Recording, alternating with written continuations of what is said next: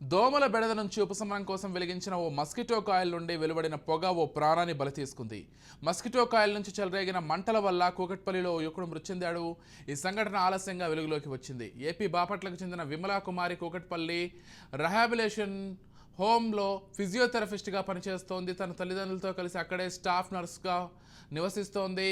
అయితే ఆమె పిన్ని కుమారుడు దినేష్ అమీర్పేటలోని ఓ కోచింగ్ సెంటర్లో కోచింగ్ తీసుకుంటూ గత శుక్రవారం విమలా కుమారి ఇంటికి వచ్చాడు. రాత్రి భోజనం చేశాక నిద్రించే సమయంలో దోమల కాయలు వెలిగించి నిద్రించారు.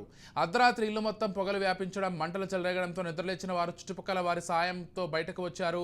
అప్పటికే స్పృహ తప్పించిన అభిషేక్ను చికిత్స నిమిత్తం ఆసుపత్రికి తరలించగా అతడు మృతి చెందినట్లుగా వైద్యులు తెలిపారు.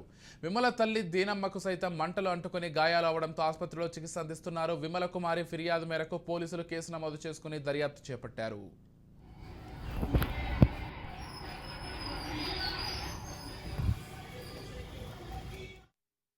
ఒకటి ఫైర్ యాక్సిడెంట్ అయ్యింది అని చెప్పి కేసు కూకట్పల్లికి వచ్చింది.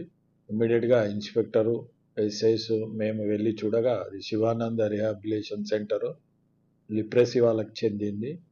దాంట్లో విమల అని ఫిజియోథెరపిస్ట్ పనిచేస్తుంది.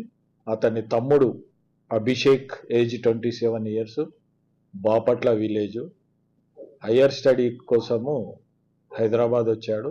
ఇంకా అకామిడేషన్ దొరకనందుకు 2 రోజులు వీళ్ళ క్వార్టర్స్లో ఉండి వెళ్దామని తల్లి తండ్రితో సహా ఉన్నారు.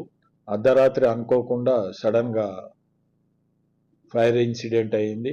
అబ్బాయి ట్రీట్మెంట్ తీసుకుంటూ గత వారం చనిపోయినాడు. ఇమ్మీడియట్గా పోస్ట్ మార్టం చేసి బాడీ వాళ్ళకి హ్యాండ్ ఓవర్ చేసి కేసు నమోదు చేసుకొని ఇన్వెస్టిగేషన్లో కేసు ఉన్నది, చర్యలు తీసుకుంటాం.